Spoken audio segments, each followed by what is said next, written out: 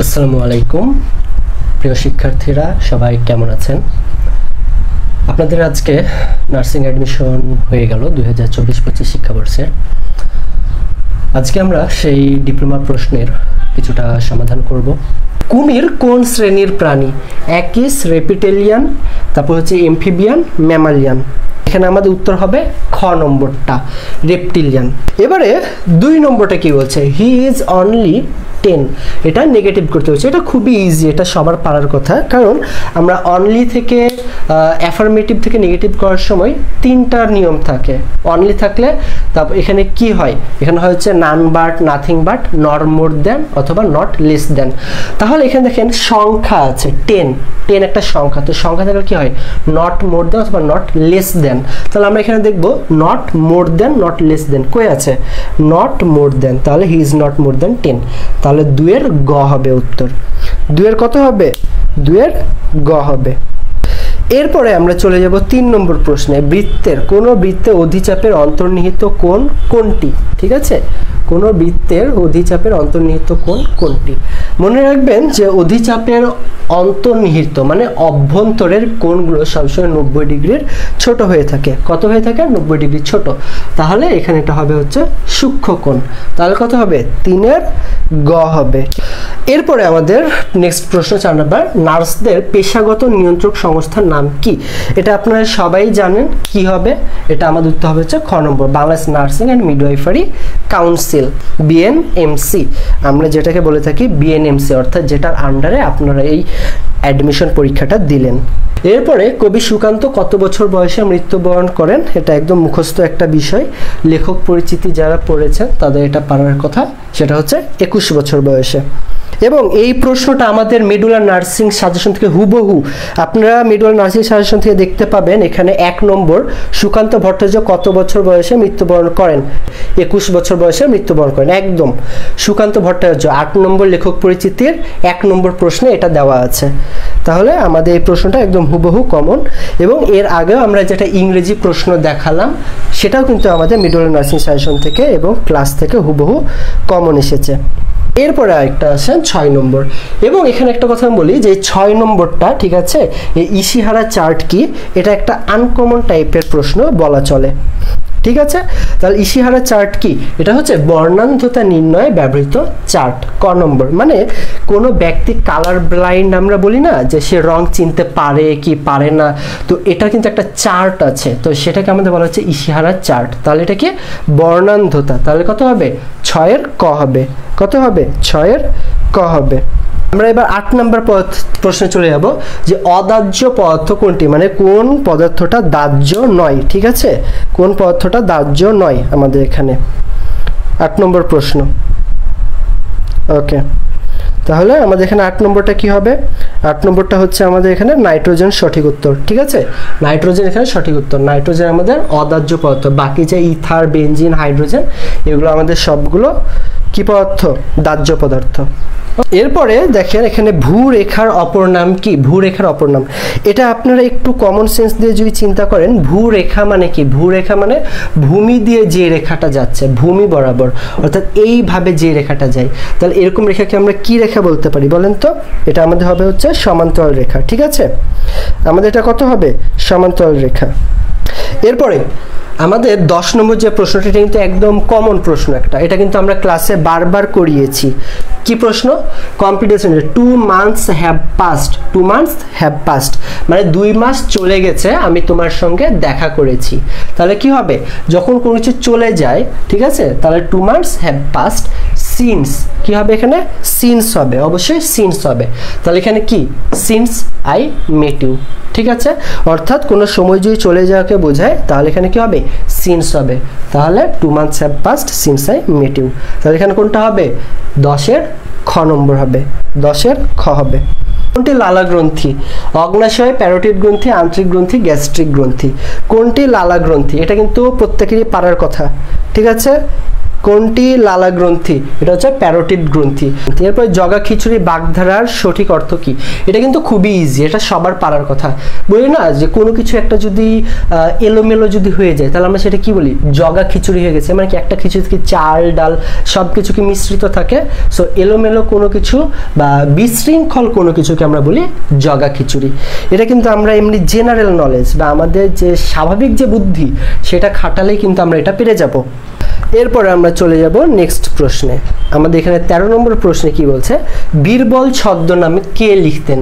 তাহলে এটা হচ্ছে আমাদের প্রমোদ চৌধুরী হবে, ঠিক। এরপরে কোনটি অ্যান্টিবায়োটিক হিসেবে ব্যবহৃত হয়? Paracetamol, penicillin, alcohol, pantoprazole. এটা আমাদের উত্তর হবে হচ্ছে পেনিসিলিন। কি উত্তর হবে? পেনিসিলিন। তাহলে অ্যান্টিবায়োটিক হিসেবে ব্যবহৃত হয় কোনটা? পেনিসিলিন। এরপরে আসেন, what kind of pronoun is many? আপনাদেরকে কিন্তু প্রোনাউনের প্রকারভেদ পড়ানো হয়েছিল, প্রোনাউনের প্রকারভেদ পড়ানো হয়েছিল না? সেখানে কিন্তু আমরা বিভিন্ন ধরনের প্রোনাউন দেখেছিলাম। দেখেন, রিলেটিভ প্রোনাউন আমরা কি বলেছিলাম? যে ইন্টারোগেটিভ প্রোনাউনগুলো যখন বাক্যের মাঝে থাকবে, অর্থাৎ WH ওয়ার্ডগুলো যখন বাক্যের মাঝে থাকবে তখন সেটা হয়ে যাবে রিলেটিভ প্রোনাউন। এটা কি আছে? তাহলে রিলেটিভ প্রোনাউন তো হবে না। ডিস্ট্রিবিউট মানে কি? ভাগ করে দেওয়া। এখানে কি ভাগ করা কোনো কিছুকে বোঝাইছে? ইচ আদার ওয়ান অ্যানাদার নাই, সো এটা হবে না। ডেমনস্ট্রেটিভ হবে না। ইনডিফিনাইট, ঠিক আছে। তাহলে প্রোনাউন ম্যানি কি? Indefinite pronoun. Many indefinite pronoun. 15 ক নম্বর। এরপরে আসছে আমাদের অ্যান্টোনিম ইলুমিনেট। আমাদের এটা হবে হচ্ছে ডার্কেন, ঠিক আছে। Antonym of the word illuminate. ইলুমিনেটে অ্যান্টোনিম হবে হচ্ছে ডার্কেন। এরপর রক্তচাপ মাপার যন্ত্র। আপনাদেরকে আমি বারবার বলেছিলাম যে বিভিন্ন ধরনের যন্ত্রের নামগুলো আপনাদেরকে মুখস্থ করতে হবে, ঠিক আছে। বিভিন্ন পরিমাপক যন্ত্র মুখস্থ করতে হবে বলেছিলাম। দেখেন চলে এসেছে রক্তচাপ। রক্তচাপ মাপার যন্ত্রের নাম কি হবে? Sphygmo manometer. কি হবে? Sphygmo manometer. এরপর দেখেন 19 নাম্বার, আরেকটা ম্যাথ। 19 নাম্বারটা আমি সহজেই বলবো। 19 নাম্বারটা দৈনিক 6 ঘন্টা পরিশ্রম করে 10 জন লোক একটি কাজ 7 দিনে। আমরা এখানে দেখব যে মোট আমাদের একটা কাজ করতে কত ঘন্টা সময় লাগে। দেখেন একদিনে 6 ঘন্টা পরিশ্রম করে 10 জন, তার মানে একদিনে মোট কত ঘন্টা কাজ হয়? 6 10 60 60 ঘন্টা কাজ হয় একদিনে। তাহলে 7 দিনে কত? 6 7 42। তাহলে এখানে 420। কত? 420, ঠিক আছে। 420। তাহলে এখানে আমাদের মোট কাজ হবে 420 ঘন্টা। এখন দৈনিক কত ঘন্টা পরিশ্রম করলে ওই কাজ 14 জন 6 দিনে করতে হবে? আমার মোট কাজ করতে হবে 420 ঘন্টা। এখন 14 জন লোক 6 দিনে যদি কাজ করে তাহলে এখানে আমাদের আগে এটা গুণ করে ফেলতে হবে। তাহলে 14 গুণিত 6 আমরা করব। তাহলে 6 10 60 424 84 হয়। এবার আমাদেরকে যে কাজটা করতে হবে 84 দিয়ে 420কে ভাগ করতে হবে। করলে আমরা পেয়ে যাব হচ্ছে 5। তাহলে আমাদের এখানে 5 দিনে করতে পারবে, ঠিক আছে। তাহলে কত ঘন্টা পরিশ্রম করলে? যদি 5 ঘন্টা যদি পরিশ্রম করে তাহলে এটা আমাদের 14 জন 6 দিনে করতে পারবে। তাহলে এখানে সঠিক উত্তর কত? 5। জাস্ট কিছুই না, এই 3টা গুণ করতে হবে, তারপর এই 2টা গুণ করে ভাগ করে দিতে হবে, তাহলেই হয়ে যাবে। এরপরে এখানে 20 নাম্বারটা কি বলতেছে? 20 নাম্বারটা খুবই সহজ, যে affirmative. I did not have a pen. I did not have a pen.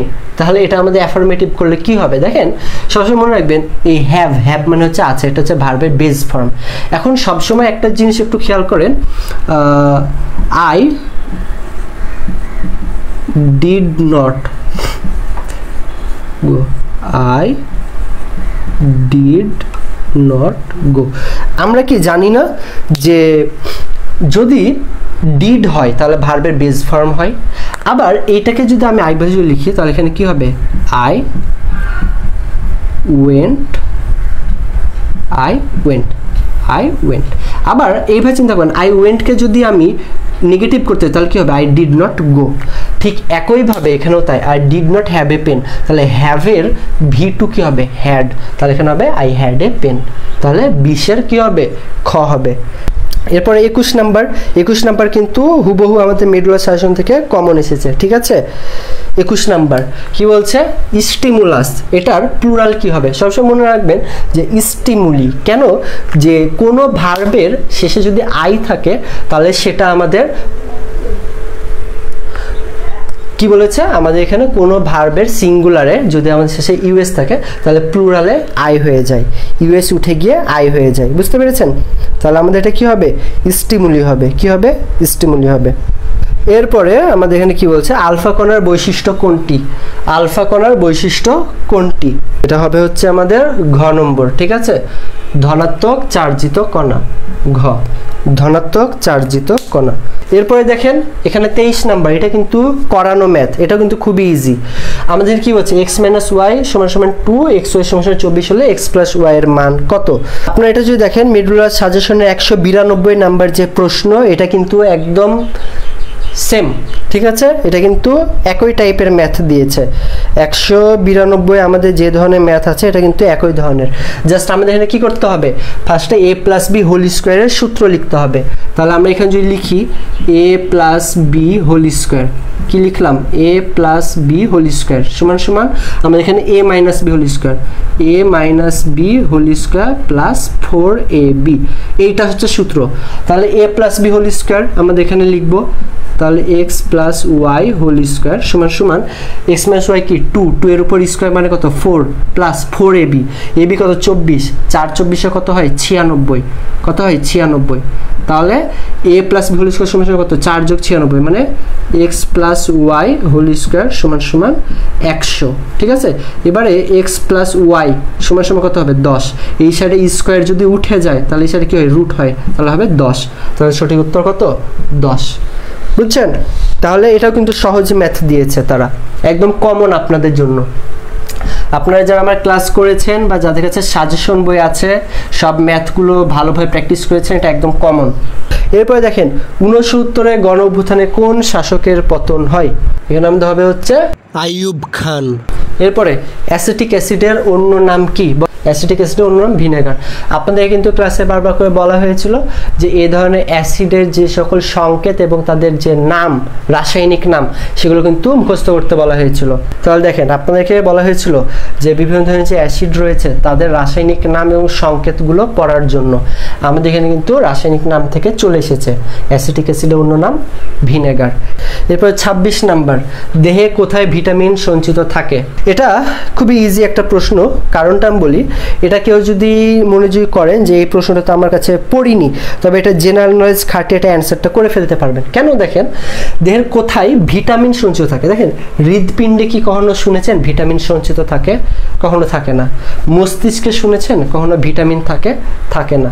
মাংসপেশিতে অথবা যকৃতে, এখানে বলেছে সঞ্চিত মানে জমা থাকা, মাংসপেশিতে কোনো কিছু জমা থাকে না।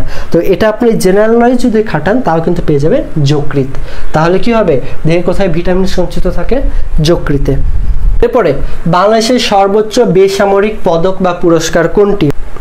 এটা আমাদের হবে হচ্ছে স্বাধীনতা পুরস্কার, ঠিক আছে?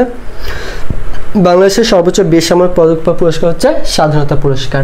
এরপরে দেখেন feel in the blanks of, এখানে হচ্ছে আমাদের অক্সিলারি ভার্ব বসাতে হবে। তাহলে এখানে কি হবে? দ্য মেমোরেন্ডা আর, এটা কিন্তু আপনাদের নাম্বার থেকে এসেছে, সিঙ্গুলার প্লুরাল মনে রাখবেন। মেমোরেন্ডাম, ডাম ওইটা হলে কি হয়? সিঙ্গুলার হয়। আর মেমোরেন্ডাম থেকে যদি মেমোরেন্ডা হয় তাহলে সেটা হচ্ছে প্লুরাল। তো এটা যদি প্লুরাল হয় তাহলে আমাদের অক্সিলারি ভার্ব হবে আর, অক্সিলারি ভার্ব কি হবে? আর হবে, ঠিক আছে? এখানে আমাদের হ্যাভ কেন হবে না? কারণ এখানে হ্যাভের তো এখানে কোনো দরকারই নাই। এরপর 29 নাম্বার, নিচের কোন রাশিটি মাত্রাবিহীন? এটা একটু আনকমন প্রশ্ন আপনাদের এখানে দিয়েছিল, ঠিক আছে? এটা হবে হচ্ছে বিকৃতি, এটা উত্তর হবে হচ্ছে বিকৃতি। এরপরে কোন এনজাইমের প্রভাবে গ্লুকোজ ইথানলে পরিণত হয়? কি বললাম? কোন এনজাইমের প্রভাবে গ্লুকোজ ইথানলে পরিণত হয়? এটা হচ্ছে জাইমেজ, সঠিক উত্তর হবে। এরপর নেক্সট প্রশ্ন, ভূস্থির উপগ্রহের আবর্তনকাল কত? এটা হবে হচ্ছে 24 ঘন্টা। এরপর অক্সিজেন কে আবিষ্কার করেন? অক্সিজেন কে আবিষ্কার করেন? এটা হবে হচ্ছে জোসেফ গ্রিসলি। এরপর কি বলছে? হুইচ ইডম মিনস এক্সপার্ট, মানে কোনো কাজে দক্ষ। এটা ইডম কি হবে? এটা হবে হচ্ছে at home in, at home in মানে কোনো কিছুতে দক্ষ। তাহলে আমাদের এখানে কি উত্তর হবে? At home in. মেডুলার নার্সিং সাজেশনে দেখেন অ্যাট হোম এক্সপার্ট দেওয়া আছে। ইডম ফ্রেজ এ 29 নাম্বার, অ্যাট হোম এক্সপার্ট হুবহু কমন চলে এসেছে। তাহলে এক্সপার্ট ইডম মানে হচ্ছে অ্যাট হোম ইন। তাহলে 33 নাম্বারটা কিন্তু আমাদের সাজেশন বই থেকে কমন একদম। এরপরে দেখেন, কোন অনুসারে সিরাজউদ্দৌলা নাটকটি কোন প্রকৃতির? বিষয় অনুসারে সিরাজউদ্দৌলা নাটকটি কোন? এটা হবে আমাদের ঐতিহাসিক। কেন ঐতিহাসিক হবে? কারণ এখানে এটা সেই প্রাচীন আমলের ইতিহাস নিয়ে লেখা হয়েছে। তাহলে সিরাজউদ্দৌলার নাটক এটা কোন প্রকৃতির? এটা আমাদের ঐতিহাসিক। এরপরে দেখেন 35, ইজি একটা question, which is the correct indirect speech? Direct indirect আপনাদেরকে আমি করিয়েছিলাম, এটা পারার কথা। I said to him good morning, কি হবে এখানে? আপনি দেখেন কাউকে যদি আপনি গুড মর্নিং বলেন, আপনি তাকে কি কোনো কিছু আস্ক করছেন, প্রশ্ন করছেন? না, প্রশ্ন করছেন না, এটা হবে না। এবং আপনি যে কি হচ্ছেন, উইশ করছেন। Happy birthday, good morning, good afternoon, এগুলো কি বোঝায়? এগুলো কাউকে উইশ করা বোঝায়। তার জন্মদিনে তাকে হ্যাপি বার্থডে বলেন, কি করেন? উইশ করেন। তাহলে আমাদের এখানে কি হবে? Wish. I wished him good morning. ঠিক আছে, I wished him good morning. এরপরে 36, কবি জসিমউদ্দিন কলেজে পড়াকালে কোন কবিতা লিখে খ্যাতি পান? এটা হবে আমাদের কবর। কবর হবে সঠিক উত্তর, বুঝছেন? কবর জসিমউদ্দিন ছোটবেলায় পড়েছেন না? ওই দেখা যায় তোর দাদির কবর। এরপরে বর্তমানে বাংলাদেশের সরকারি মেডিকেল কলেজের সংখ্যা কত? 37 সঠিক উত্তর। এরপরে পদ্মা নদী কোন শহরের কাছে মেঘনা নদীতে মিলিত হয়েছে? চাঁদপুর। ঠিক আছে, চাঁদপুর সঠিক উত্তর। এরপরে পানিতে কোনটির উপস্থিতি? পানিতে কোনটির উপস্থিতি স্থায়ী ক্ষরতার কারণ? এটা আমাদের ক্যালসিয়াম ক্লোরাইড। গ নম্বর, 39-এর গ নম্বর সঠিক উত্তর। এরপরে 40 নাম্বার কি বলছে এখানে? কোনটি জীবাণুনাশক? Nitrite, benzoate, formalin, sulphide. এটা আমাদের ফরমালিন হবে। ঠিক আছে, কোনটি জীবাণুনাশক? ফরমালিন। এরপরে কোনটি সরল বাক্য? সরল, জটিল, যৌগিক বাক্য পড়ানো হয়েছে না আপনাদের? সরল বাক্য সিম্পল সেন্টেন্স, কমপ্লেক্স জটিল, কম্পাউন্ড জটিল। তাহলে এখানে দেখেন, যখন বৃষ্টিপাত হয় তখন বজ্রপাত হয়, যখন তখন থাকলে কি হবে এটা বলেন? এটা জটিল। যখন তখন থাকলে এটা জটিল। তারপরে শিশুটি খেলছে আর বাবা খবরে কাগজ পড়ছেন। শিশুটি খেলছে এটা একটা বাক্য, বাবা খবরে কাগজ পড়ছেন এটা আরেকটা। এটা আমাদের যৌগিক বাক্য। ঠিক আছে, যারা ট্রাফিক আইন মানে না তারা দুর্ঘটনায় পড়ে। এটা কি? যারা তারা, যারা তারা, যখন তখন, কি? জটিল। তাহলে এখানে জানতে চেয়েছে সরল বাক্য। ক নম্বর হবে পলিথিন পরিবেশ দূষণ করে। একটা সিম্পল বাক্য, পলিথিন পরিবেশ দূষণ করে, এটা আমাদের সরল বাক্য। এরপরে 42, ল্যাবরেটরিতে হাইড্রোজেন তৈরিতে সালফিউরিক অ্যাসিডের সাথে কোন মৌলের বিক্রিয়া ঘটানো হয়? এটা আমাদের সঠিক উত্তর কি হবে? সঠিক উত্তর জিঙ্ক হবে। বুঝতে পারছেন? এরপর এখানে আমাদের 43 নাম্বার প্রশ্ন, she is very sincere in studies. এখানে সিনসিয়ারটা কি মনে রাখবেন? কারণ দোষ গুণ অবস্থা বোঝালে কি হয়? দোষ গুণ অবস্থা বোঝালে আমাদের অ্যাডজেক্টিভ হয়। কি হয়? অ্যাডজেক্টিভ। দেখেন, she is very sincere in studies, সে পড়ালেখায় খুবই মনোযোগী বা সতর্ক বলা চলে। ঠিক আছে, তাহলে দেখেন এখানে কি তার গুণ প্রকাশ পেয়েছে। সে কেমন পড়ালেখার প্রতি? সে পড়ালেখার প্রতি সিনসিয়ার, এটা তার গুণ। সো দোষ গুণ অবস্থার নাম বুঝালে অ্যাডজেক্টিভ। খুবই সিম্পল। এখানে সিনসিয়ার দ্বারা কি ভার্ব বুঝায়? না। নাউন বুঝায়? না। অ্যাডভার্ব বুঝায়? না। এখানে ভেরি অ্যাডভার্ব। বেগম রোকেয়া কোন গ্রামে জন্মগ্রহণ করেন? এটা আমার মনে হয় 100 জনে 100টা স্টুডেন্টই এটা পারার কথা। বেগম রোকেয়া কোন গ্রামে জন্মগ্রহণ করেন? আমাদের একটা মিডওয়াইফ সাজেশনের 5 নম্বর বেগম রোকেয়া শাখাওয়াত হোসেন কিন্তু প্রথমেই লেখা আছে যে রংপুর জেলার মিঠাপুকুর থানার পায়রাবন্দ গ্রামে জন্মগ্রহণ করেন। তাহলে আমরা জানতে পারলাম কোন গ্রামে?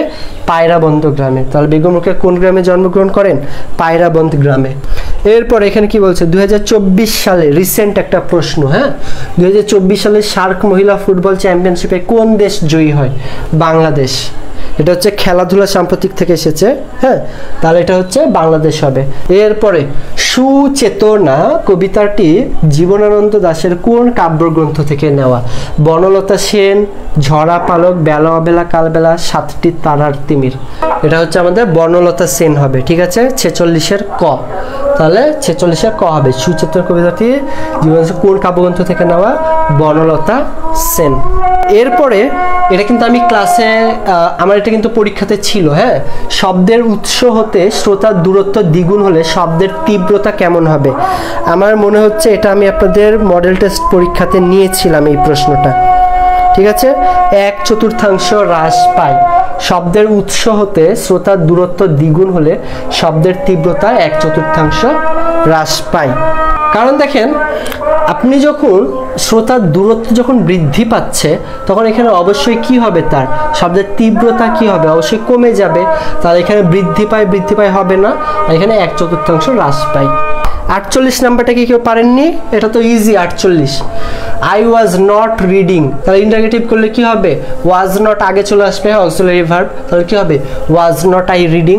ক নাম্বারটা সঠিক উত্তর। ঠিক আছে, ক নাম্বারটা সঠিক উত্তর। এটা তো ইজি প্রশ্ন, খুবই ইজি।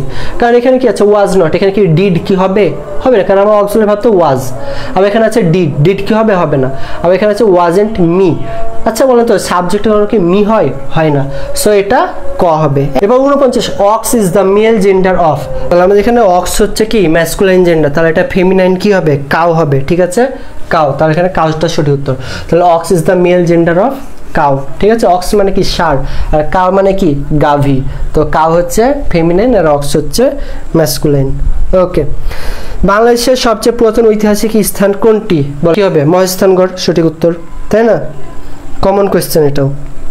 এরপরে জেরিয়াট্রিক্স বিভাগে কোন ধরনের রোগীকে চিকিৎসা দেওয়া হয়, বয়স্ক রোগীকে। কি হবে এখানে আমাদের, এটা হবে হচ্ছে বয়স্ক রোগীকে। ঠিক আছে, 52 নম্বর প্রশ্ন, এটা কিন্তু আপনাদের কমন, কোনটি নিজে না জ্বলে অন্যকে জ্বলতে সাহায্য করে, অক্সিজেন। ঠিক আছে, অক্সিজেন হবে এটা সঠিক উত্তর। এরপরে বাংলাদেশের কথা সাহিত্যকে আন্তর্জাতিক মানে উন্নীত করার অন্যতম পথিকৃৎ কে ছিলেন, এটা আমাদের সৈয়দ ওয়ালিউল্লাহ। কি হবে উত্তর, সৈয়দ ওয়ালিউল্লাহ। ঠিক আছে, আমাদের এখানে এটা সঠিক উত্তর হবে হচ্ছে সৈয়দ ওয়ালিউল্লাহ। এবার কি বলছে, কোন গ্রন্থির অকার্যকারিতায় ডায়াবেটিস হয়, মানে কোন গ্রন্থি যদি তার কার্যকারিতা হারায় তাহলে ডায়াবেটিস হয়, এটা হচ্ছে প্যানক্রিয়াস। কি হবে, ক নাম্বার প্যানক্রিয়াস। এরপরে বঙ্কিমচন্দ্র চট্টোপাধ্যায়ের প্রথম উপন্যাস কোনটি, এটা আমাদের সঠিক উত্তর হচ্ছে দুর্গেশ নন্দিনী। ঠিক আছে, বঙ্কিমচন্দ্র চট্টোপাধ্যায়ের প্রথম উপন্যাস কোনটি, দুর্গেশ নন্দিনী। ওকে, আকাশ শব্দের সঠিক প্রতিশব্দ কোনটি, প্রতিশব্দ দুলক। ঠিক আছে, আকাশ শব্দের পরিশব্দ হচ্ছে দুলক। এরপরে দৃশ্যমান আলোর তরঙ্গ দৈর্ঘ্য কত ন্যানোমিটার, 380 থেকে 780 ন্যানোমিটার। এরপরে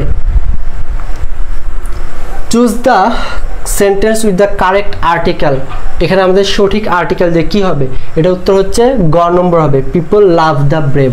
কি হবে এখানে, পিপল লাভ দ্য ব্রেভ হবে। ঠিক আছে, কি হবে এখানে, পিপল লাভ দ্য ব্রেভ, মানে মানুষজন সাহসীকে পছন্দ করে, তাহলে পিপল লাভ দ্য ব্রেভ। ওকে, আচ্ছা, তাহলে এখানে ব্রেভ সাহসীর পূর্বে কি হবে, দ্য আর্টিকেল হবে। কি হবে, দ্য আর্টিকেল হবে। ওকে, এরপরে আমাদের এখানে বলতেছে যে মানবদেহে কোন বাফারটি রক্তের পিএইচ নিয়ন্ত্রণ করে, এটা হবে হচ্ছে খ নম্বর। ঠিক আছে, এটা কত হবে, খ হবে। ওকে, এরপর বলছে কোনটি পানিবাহিত রোগ, বিভিন্ন রোগ থেকে কিন্তু প্রশ্ন হয়ে থাকে সচরাচর, তাহলে কোনটি পানিবাহিত রোগ, টাইফয়েড। টাইফয়েড কি, টাইফয়েড হচ্ছে পানিবাহিত রোগ, তাহলে টাইফয়েড। কোনটি ভাববাচক বিশেষণ, কোনটি ভাববাচক বিশেষণ, খুব ভালো খবর, গ নম্বর সঠিক উত্তর। এটা হচ্ছে নবম দশম শ্রেণী বাংলা ব্যাকরণের যে বোর্ড বইয়ের অনুশীলনী থাকে সেখান থেকে হুবহু দেওয়া হয়েছে এই প্রশ্নটা। আমি কিন্তু আপনাদেরকে বলেছিলাম যে বোর্ড বইয়ের এক্সাম্পল এবং উদাহরণ এমসিকিউগুলো ভালোভাবে পড়তে হবে, তাহলে এখানে এটা কিন্তু গ নম্বরটা সঠিক। এরপর মাটির পিএইচ বৃদ্ধিতে কোনটি ব্যবহৃত হয়, মাটির পিএইচ বৃদ্ধিতে কোনটি ব্যবহৃত হয়, আমাদের এখানে সঠিক উত্তর হচ্ছে ক নম্বরটা হবে, ক্যালসিয়াম অক্সাইড। ঠিক আছে, কোনটি সঠিক উত্তর হবে, ক্যালসিয়াম অক্সাইড, ক নম্বর। এরপরে বিদ্রোহী কবিতায় ঐতিহাসিক চরিত্র কোনটি, বিদ্রোহী কবিতায় ঐতিহাসিক চরিত্র কোনটি, এটা আমাদের ঘ নম্বর হবে, চেঙ্গিস। ঠিক আছে, এরপরে বাংলাদেশের সবচেয়ে বেশি জনশক্তি রপ্তানি করে কোন দেশে, উত্তর কি হবে, সৌদি আরব। কারণ সচরাচর দেখবেন যে সব শ্রমিকগুলা সচরাচর কোন দেশে চলে যায়, সৌদি আরবে চলে যায়। তাহলে বাংলাদেশের সবচেয়ে বেশি জনশক্তি রপ্তানি করে কোন দেশে, সৌদি আরব। মানে আমরা জনশক্তি রপ্তানি বলতে বোঝাই প্রবাসী, অর্থাৎ বাংলাদেশে কোন দেশে বেশি শ্রমিক যায়, উত্তর হচ্ছে সৌদি আরব। এরপরে আমাদের এখানে সাপের বিষে কি থাকে, সাপের বিষে আমাদের থাকে জিঙ্ক সালফাইড, সাপের বিষে থাকে জিঙ্ক সালফাইড। এরপরে আমাদের সূর্য ও পৃথিবীর মাঝে চাঁদ অবস্থান নিলে, সূর্য এবং পৃথিবীর মাঝে যদি চাঁদ অবস্থান নেয় তাহলে তাকে আমরা কি বলবো? সূর্যগ্রহণ বলবো। কি বলবো আমরা? সূর্যগ্রহণ। কেন সূর্যগ্রহণ? সূর্যগ্রহণ বলতে বোঝায় যখন সূর্যটা উঠে না, সূর্যটা কি হয় না? উঠে না। ঠিক আছে, তো দেখেন একটা বিষয়, যখন সূর্য আর পৃথিবীর মাঝে যদি চাঁদ আসে তাহলে সূর্যের আলো কি আর দেখা যাবে? দেখা যাবে না। তখন আমরা সেটাকে বলবো সূর্যগ্রহণ হয়েছে। সূর্যগ্রহণ মানে কি? যখন সূর্য দেখা যায় না, ঠিক আছে, অন্ধকার হয়ে থাকে চারিদিক, সেটাকে আমরা বলে থাকি সূর্যগ্রহণ। ঠিক আছে, তাহলে সূর্যগ্রহণ সঠিক উত্তর। এরপর দেখেন কোন নম্বর ডায়াল করলে জরুরি সেবা পাওয়া যায়? খুবই সহজ একটা প্রশ্ন, 999 হবে, যেটা বাংলাদেশে এখন হটলাইন নাম্বার হিসেবে খুব বেশি ব্যবহার করা হয়। যে আপনার যে কোনো কিছুই যদি হেল্প লাগে, সহায়তা যদি লাগে জরুরি, তাহলে আপনি 999-এ কল করলেই সেখান থেকে আপনি পুলিশ বলেন, অ্যাম্বুলেন্স বলেন, ফায়ার সার্ভিস বলেন, আপনি সব কিছুই পাবেন। তাই 999 হচ্ছে জরুরি সেবা পাওয়ার হটলাইন নাম্বার। এরপরে কোন পানিতে প্রথম জীবের উৎপত্তি পাওয়া যায়? এটা সমুদ্র। এটা কিন্তু আপনাদের এটা মিডওয়াল নার্সিং সাজেশন বই থেকে এটা আছে। ঠিক আছে, এটা কিন্তু মিডওয়াল নার্সিং সাজেশন বইয়ে ছিল আমার যতদূর মনে পড়ছে। তাহলে কোন পানিতে প্রথম জীবের উৎপত্তি হয়? সমুদ্রের পানিতে। এরপরে 1 ঘন সেন্টিমিটার কাঠের ওজন 7 গ্রাম। 1 ঘন সেন্টিমিটার কাঠের ওজন 7 গ্রাম, তার সমপরিমাণ পানির ওজনের কত ভাগ? এখানে এটা হচ্ছে ক নম্বর হবে, 70 ভাগ। বুঝছেন, এটা হচ্ছে 70 ভাগ হবে। এরপরে ভাদ্র মাস কোন ঋতুর অন্তর্গত? বলেন, ভাদ্র মাস কোন ঋতুর অন্তর্গত? বৈশাখ, জ্যৈষ্ঠ, আষাঢ়, শ্রাবণ, ভাদ্র। ঠিক আছে না? আশ্বিন, কার্তিক, অগ্রহায়ণ, পৌষ, মাঘ। আচ্ছা, তাহলে দেখেন আমাদের এটা কি হবে? কোন ঋতুর? আমরা জানি ঋতু কয়টা আমাদের, বলেন তো? মাস আমাদের 12টা, ঠিক আছে, কিন্তু আমাদের ঋতু হচ্ছে 6টা। তাহলে এটা হচ্ছে কি হবে? কোন ঋতু? একটা আমাদের এটা কি? ভাদ্র মাস কোন ঋতু অন্তর্গত? বৈশাখ, জ্যৈষ্ঠ, আষাঢ়, শ্রাবণ, ভাদ্র। ভাদ্র কোথায়? 5 মাস। আমরা জানি 2টা মাস মিলে হয় একটা ঋতু। তাহলে এই প্রথম 2টা মাস, ঠিক আছে, অর্থাৎ বৈশাখ এবং জ্যৈষ্ঠ মাস মিলে কি হবে আমাদের? গ্রীষ্মকাল। ঠিক আছে, বৈশাখ এবং জ্যৈষ্ঠ মিলে হবে গ্রীষ্ম। তাহলে বৈশাখ, জ্যৈষ্ঠ, আষাঢ়, শ্রাবণ মিলে কি হবে? আষাঢ়, শ্রাবণ মিলে গ্রীষ্ম, বর্ষা হবে। তারপর এখানে কি হবে? শরৎ। তাহলে এটা হচ্ছে শরৎ, সঠিক উত্তর। ওকে, এরপর জাহাঙ্গীরনগরের কোন শহরের পূর্ব নাম? জাহাঙ্গীরনগর কোন শহরের পূর্ব নাম? ঢাকা। এটা তো খুবই সহজ একটা প্রশ্ন। জাহাঙ্গীরনগর কোন শহরের পূর্ব নাম? ঢাকা। এরপরে বিশ্ব স্বাস্থ্য সংস্থার সদর দপ্তর কোথায় অবস্থিত? বিভিন্ন ধরনের যে সদর দপ্তর, এখান থেকে তো প্রশ্ন আসেই কমন। তাহলে এটা আমাদের কি হবে বলেন? জেনেভা। ঠিক আছে, জেনেভা। তাহলে বিশ্ব স্বাস্থ্য সংস্থা WHO এর সদর দপ্তর কোথায় অবস্থিত? জেনেভায় অবস্থিত। সাইকেলের বেগ ও চাকার ঘর্ষণের মধ্যবর্তী কোণ কত? এটা একটা কমন প্রশ্ন। এটা হচ্ছে 180 ডিগ্রি। এরপরে ঘটমান বর্তমান কালের উদাহরণ কোনটি? ঘটমান বর্তমান মানে কি? যেটা বর্তমানে ঘটছে, অর্থাৎ প্রেজেন্ট কন্টিনিউয়াস। তাহলে এখানে কি হবে? আমি গাছে পানি দিচ্ছি, খ নাম্বার। আমি গাছে পানি দিচ্ছি, এটা বর্তমানে কন্টিনিউয়াস কাজ। তাহলে এখানে হচ্ছে আমি গাছে পানি দিচ্ছি, এটা সঠিক উত্তর। এরপর 48 নাম্বারটা, কোনটি যৌগিক ক্রিয়ার উদাহরণ? 48 নাম্বার, সরি 48 না, 78 নাম্বার। হ্যাঁ, কোনটা যৌগিক ক্রিয়ার উদাহরণ? এটা হবে হচ্ছে মরে যাওয়া। কি হবে এটা? মরে যাওয়া, সঠিক উত্তর। বুঝছেন, কোনটি যৌগিক ক্রিয়ার উদাহরণ? মরে যাওয়া।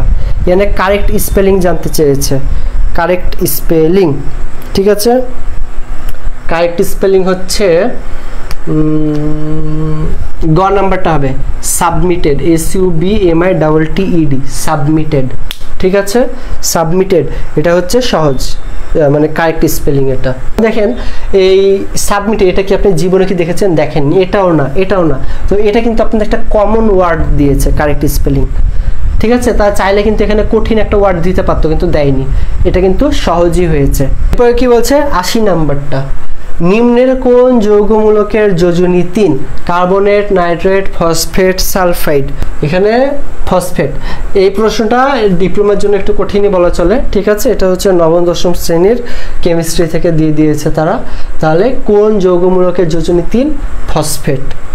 ঠিক আছে, ফসফেট। যারা অনেক ডিপলি ভালোভাবে পড়েছে তারা 80 নাম্বারটা অ্যান্সার করতে পারবে। 81 নাম্বার সহজ, সাবান তৈরির প্রধান কাঁচামাল কোনটি? চর্বি। এটা আমার মনে হয় যে এটা আপনাদের সবার পারা উচিত। ওকে, এরপরে কি বলছে যে লাইসোজোমের কাজ কি? কি বলছে এখানে? লাইসোজোমের কাজ কি? সঠিক উত্তর কি হবে? জীবাণু ধ্বংস হবে। লাইসোজোমের কাজ কি? জীবাণু ধ্বংস।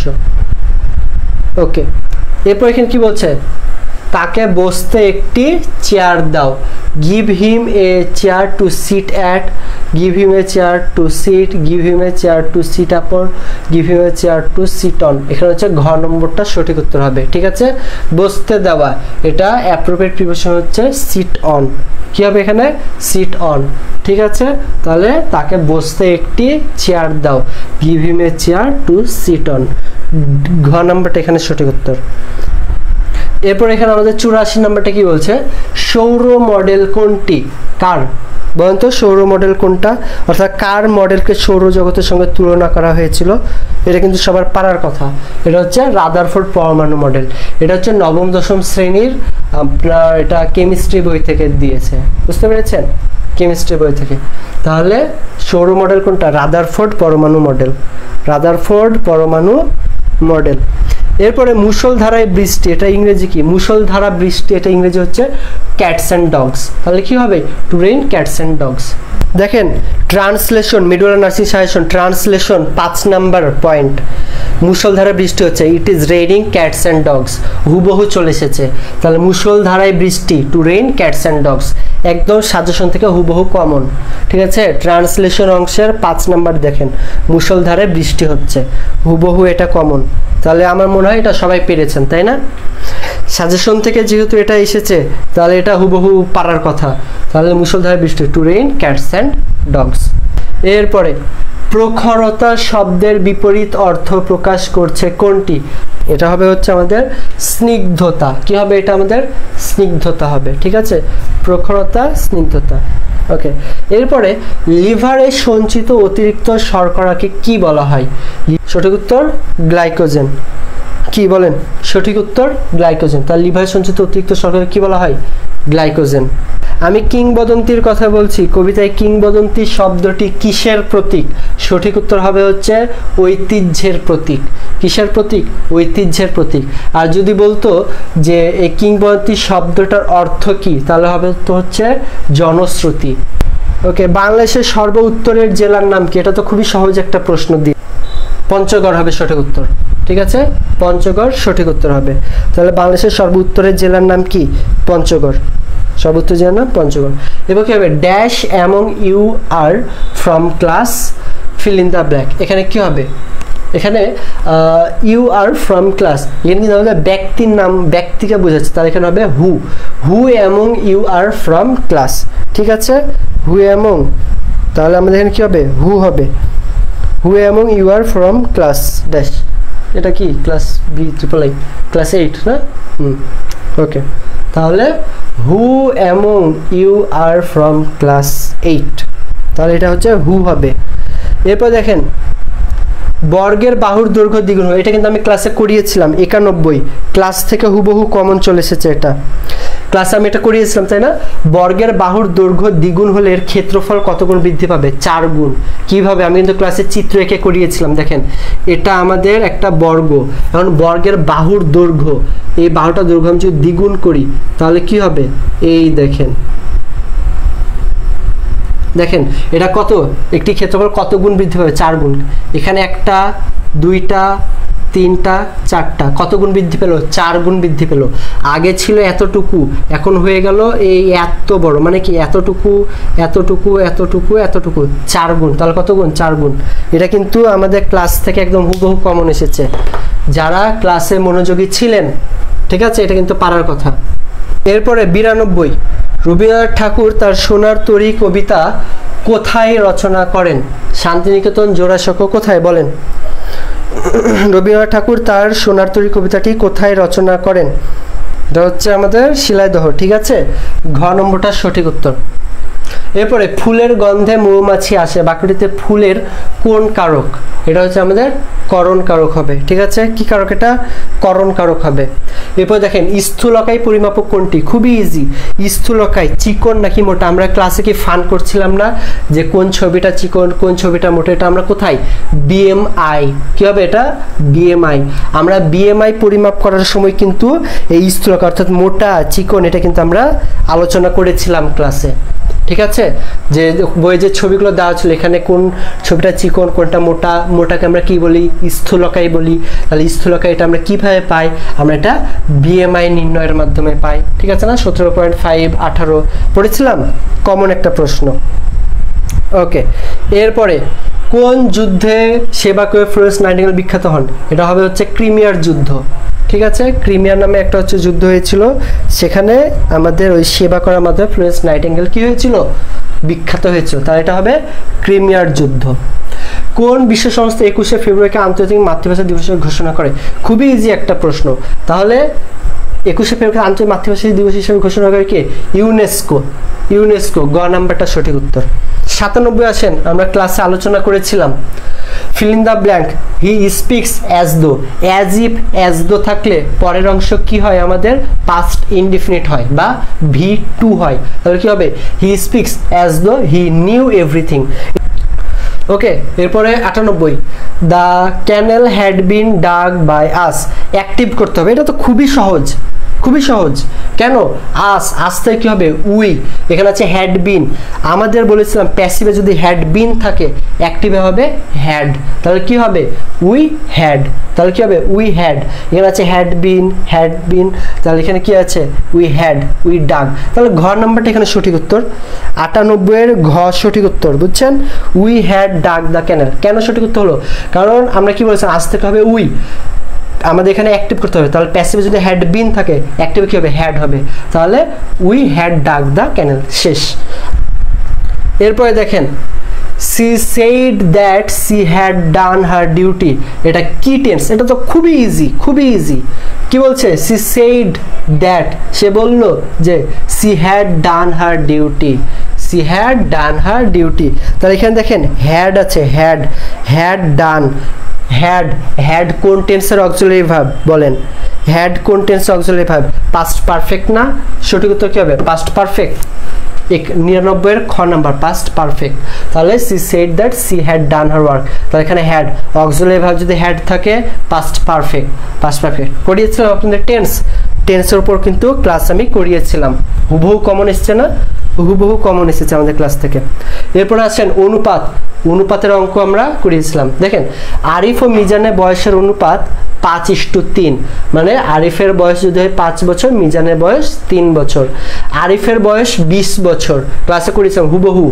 আরিফের বয়স 20 বছর, আরিফের অনুপাত 5, তাহলে 5 দিয়ে আমরা 20কে ভাগ করব, পাবো 4।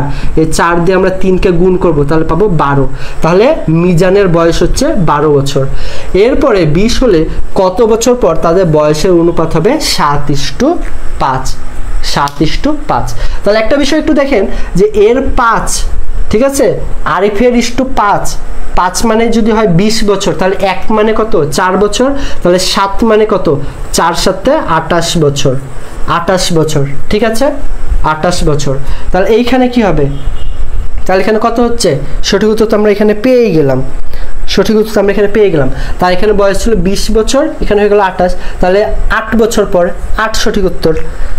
অনুপাতের অঙ্ক যেভাবে করিয়েছি এই অঙ্কটা কিন্তু সেভাবেই এসেছে, 100 নাম্বার এই অঙ্কটা সেভাবেই এসেছে। ঠিক আছে, একদম কমন। তাহলে দেখেন আরিফের বয়স আমরা কি বললাম? 20 বছর, তার অনুপাত দিয়ে আমরা ভাগ করব। তাহলে 20 দিয়ে আমরা 5কে ভাগ করলে কত হয়? 4 হয়। এবার এইখানে আরিফের অনুপাত আছে 7, তাহলে 4 এর সঙ্গে আমরা 7 গুণ করে দিব, হয়ে গেল 28। তাহলে কত বছরের পার্থক্য? 8 বছরের পার্থক্য, সঠিক উত্তর 8। তো এই ছিল আমাদের আজকে ডিপ্লোমা প্রশ্ন সলভ। আজকের লাইভ ক্লাসটা এখানেই শেষ করছি। সবাই ভালো থাকবেন, সুস্থ থাকবেন, আল্লাহ হাফেজ।